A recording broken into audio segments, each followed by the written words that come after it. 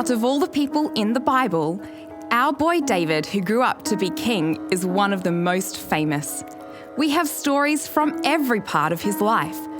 But before his time, we follow the prophet Samuel. A part of Samuel's job was to hear from God and pass on messages to the Israelite elders and people. The elders and people of Israel started to get unhappy and suggested that a king be appointed. Samuel went to God and asked him what to do. The Lord responded by saying, "If this is what they want, I'm happy with it. But warn them, it may not be everything they expect." So Samuel did exactly that.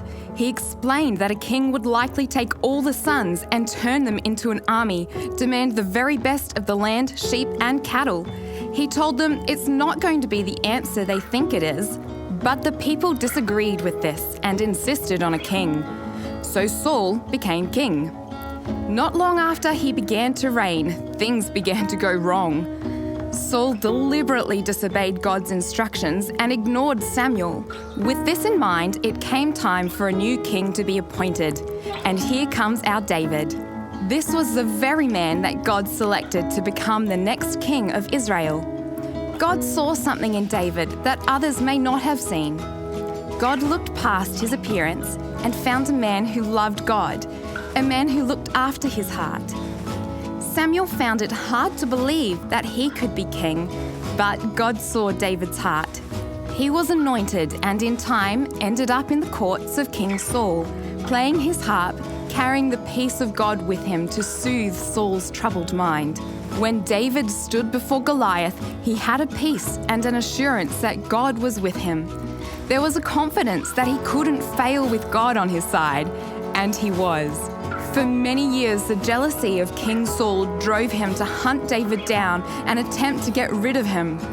Even though this meant he had to live in caves, in mountains, and live in constant fear, he never allowed it to harden his heart. After the death of King Saul, he became king, but all wasn't wonderful.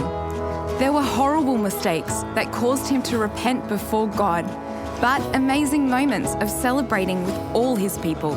Although he wasn't perfect, David loved God and did his utmost to maintain that love for him.